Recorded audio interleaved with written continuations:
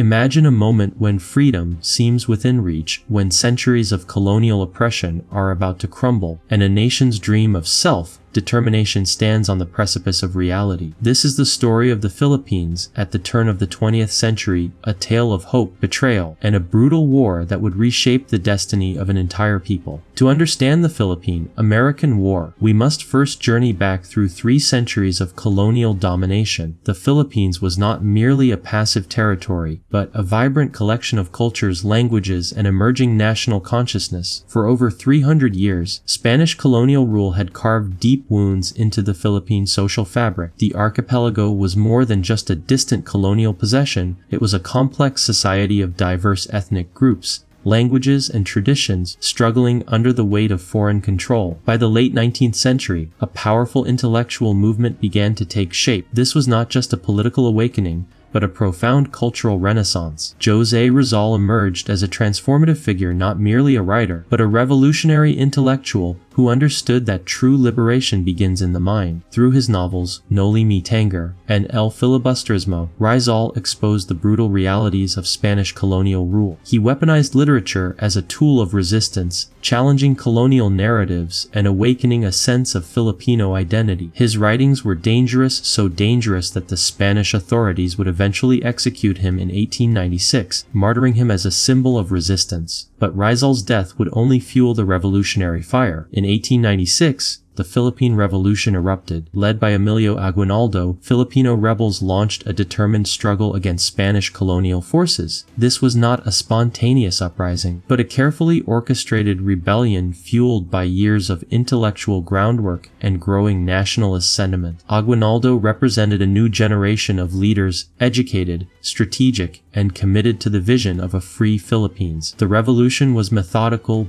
building local support, establishing a government, and gradually pushing back against Spanish control. Then came a moment that would dramatically alter the course of history. In 1898, the United States went to war with Spain, a conflict that would fundamentally transform the geopolitical landscape of the Pacific. On May 1, 1898, Commodore George Dewey's Asiatic Squadron delivered a decisive blow, destroying the Spanish fleet in Manila Bay. Filipino rebels, seeing the Americans as potential allies against their long-standing oppressors, intensified their fight against Spain, but the celebration would be short-lived. The Treaty of Paris in December 1898 revealed the true nature of global imperial politics. In a shocking diplomatic maneuver, Spain ceded the Philippines to the United States for $20 million, selling an entire nation without its people's consent. President William McKinley framed this as a mission of benevolent assimilation, a patronizing narrative that claimed the United States had a moral duty to uplift and civilize the Filipino people. But this was pure rhetoric, masking naked imperial ambition. The Filipinos had already established their own government, drafted a constitution, and were on the verge of declaring independence. The American intervention was not liberation, but a calculated act of colonial replacement. Tensions escalated rapidly. On February 4, 1899, American troops fired on Filipino soldiers near Manila, igniting a conflict that would become one of the most brutal and least discussed wars in American history. This was not a fair fight. The American military, fresh from its success in the Spanish-American War, possessed superior weapons, training, and industrial might. The Filipino forces, though passionate and strategically clever, were technologically outmatched. As American forces advanced, the conflict transformed. Unable to match the Americans in conventional battle, Filipino fighters turned to guerrilla tactics, a strategy that would become legendary in the annals of resistance warfare. The landscape became the Filipinos' greatest weapon. Using intimate knowledge of the terrain, support from local communities, and a deep commitment to their cause, they waged a resistance that would frustrate and ultimately morally bankrupt the American military. The American response revealed the true face of imperial violence. Concentration camps were established, villages were burned, torture methods like the water cure, a horrific precursor to waterboarding, became standard practice. These were not the actions of a liberating force, but of an occupying power seeking to crush resistance through terror and overwhelming force. The statistics are almost incomprehensible. Over 4,000 American soldiers, 20,000 Filipino combatants, and an estimated 200,000 Filipino civilians lost their lives. Disease, famine, and systematic destruction compounded this horrific toll. Key moment came in March 1901 with the capture of Emilio Aguinaldo. On April 1st, he swore an oath of allegiance to the United States and called on his fellow countrymen to end their resistance. While some fighters laid down their arms, many continued the struggle. The conflict officially ended in 1902, but resistance continued for years, particularly in regions like Mindanao and Sulu. The Filipino spirit of resistance could not be easily extinguished. The Philippine American War is more than a historical footnote. It is a profound lesson about power, resistance, and the complex dynamics of colonialism. This war challenged the narrative of American exceptionalism. It exposed the brutal mechanisms of imperial expansion, revealing that the rhetoric of civilization and progress often masked deeply exploitative intentions. For the Filipino people, it became a crucible of national identity, a painful but transformative experience that would shape their understanding of freedom,